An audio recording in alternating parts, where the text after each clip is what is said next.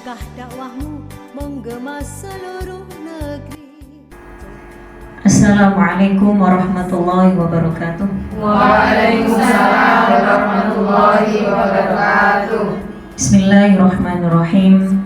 Alhamdulillahirabbil alamin, hamdan yuwafi ni'amahu wa yukafi'u mazidah. Ya Rabbana lakal hamdu kama yanbaghi li jalali wajhikal karimi wa 'azimi sultanik. Allahumma shalli ala Muhammad wa ala ali Muhammad. Rabbi shrah li sadri wa yassir li amri wahlul 'uqdatam min lisani yafqahu qawli. Allahumma faqihna fid-din wa 'allimna ta'wil. Ibu-ibu Aisyah yang dirahmati Allah, bulan Ramadan disebut dengan bulan nuzulul Quran.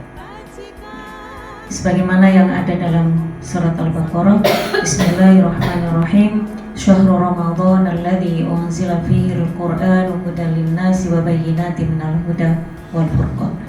Shadaqallahul 'azim. Syahrul Ramadan, bulan ini alladzi unzila fihi al-Qur'an, yang diturunkan di dalamnya Al-Qur'an. Hudan lin-nas, ya, sebagai petunjuk bagi manusia, wa bayyinatin minal huda wal furqan. Al-Quran diturunkan oleh Allah sebagai huda, pedoman, petunjuk, roadmap, sebagai kurikulum kehidupan, bukan hanya untuk umat Islam tetapi seluruh manusia. Di bulan ini dikatakan sebagai bulan nuzulul Quran, turunnya Al-Quran dari Lauhul Mahfuz ke Sama'ud Dunya, tepatnya di Baitul Izzah, kemudian turun secara bertahap ke Rasulullah, yang kemudian kita kenal dengan nuzulul Quran.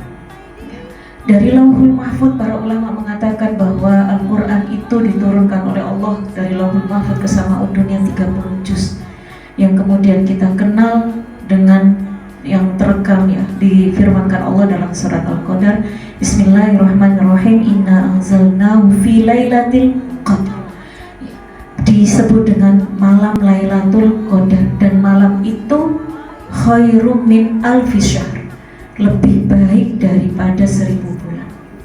Kapan tepatnya malam itu dan bagaimana kita memaknainya? Malam itu Allah rahasiakan. Sebagian mengatakan ada pada 10 terakhir di bulan Ramadan. Ada yang mengatakan pada tanggal 17 Ramadan itulah yang dinamakan dengan Lailatul Qadar.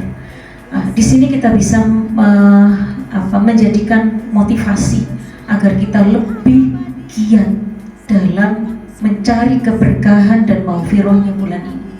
Karena dalam hadis Rasulullah mengatakan, man qama ramadhana imanan wa ihtisaban ghufira lahu ma taqaddama min dhanbi. Aktivitas malamnya kita gunakan untuk murojaah Al-Quran, untuk lebih dekat dengan Al-Quran, untuk melakukan sholat tarawih, sholat sunnah yang 11 bulan yang lalu mungkin kebanyakan dari kita malas untuk melakukan. Maka bulan inilah kesempatan kita untuk mentadrib, untuk mentamrin diri kita lebih giat melaksanakan qiyamul lail. Apa yang dilakukan Rasulullah ketika malam Ramadan dengan Al-Quran? Subhanallah, kita dapat contoh yang luar biasa sebenarnya dari Nabi kita. Rasulullah dengan malaikat Jibril. Malaikat Jibril mendatangi Rasulullah setiap malam di bulan Ramadan.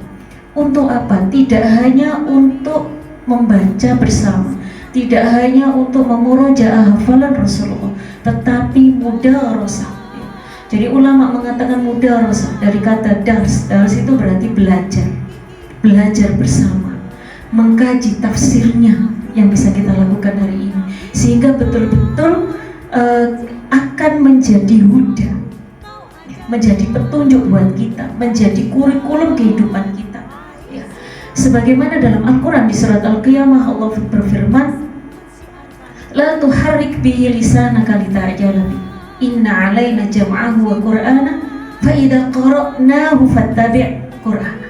Jadi ketika malam hari Rasulullah dengan malaikat Jibril menyuruh Rasulullah, memerintahkan kepada Rasulullah untuk memurojaah, untuk membaca Al-Quran, tidak diperkenankan lita'jala bihi, tergesa-gesa membaca. Jadi kita kalau baca Al-Quran, kalau ingin membacanya, mentadaburi isinya, menghafalkannya, jangan terburu-buru, jangan pengen segera selesai. Ini yang diajarkan Nabi kepada kita. Kita mengkajinya, mempelajarinya pelan-pelan, menghafalkannya pelan-pelan. Karena pada setiap diri kita itu dianjurkan untuk ada hafalan dari Al-Quran. Karena kalau diri seorang muslim dalam dirinya itu tidak ada hafalan Al-Quran, kata Rasulullah, kal baitil kharib, seperti rumah yang roboh. Na'udzubillah. Maka apa yang harus kita lakukan dari nuzulul Quran ini? Sebagai individu kita harus belajar bagaimana isi Al-Quran itu agar kita bisa menjadikannya sebagai kurikulum kehidupan kita sebagai seorang muslim, sebagai individu muslim. Kita baca, kita harus punya bulan ini mungkin punya target apa yang harus kita kaji dari Al-Quran, sehingga kita bisa memantapkan diri kita menjadi seorang pribadi muslim yang luar biasa. Ketika keluar dari bulan ini, betul-betul menjadi muttaqi, kepribadian yang solid, kepribadian yang bertakwa.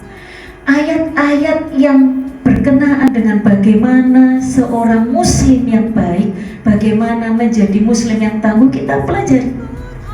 Kita jadikan kurikulum dalam 1 bulan ini. Kita baca, kita pelajari.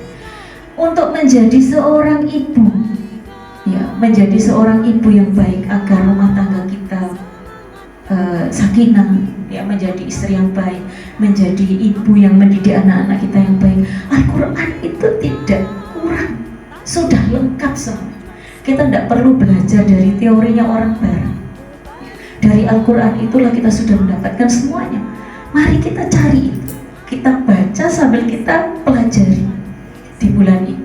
Nah, ini kesempatan yang sangat luar biasa ketika Aisyah mengadakan kegiatan, salah satunya adalah Darul Arqam. Untuk apa? Sebenarnya untuk meningkatkan kualitas kepribadian seorang muslimah. Inilah yang bisa kita contoh dari apa yang dilakukan malaikat Jibril kepada Rasulullah ketika datang bulan Ramadan. Dan insya Allah ketika kita sudah menjadikan Al-Quran, kita pelajari, kita kaji isinya, kita tidak melihat lagi pada yang lain, maka disinilah benar-benar menjadi hudal linnas, menjadi petunjuk buat kita hidup. Dan disinilah nanti akan kita mendapatkan kebahagiaan kehidupan baik di dunia maupun di akhirat. Ini yang bisa saya sampaikan, mudah-mudahan bermanfaat. Wabillahi taufiq wal hidayah. Wassalamualaikum warahmatullahi wabarakatuh. Waalaikumsalam warahmatullahi wabarakatuh.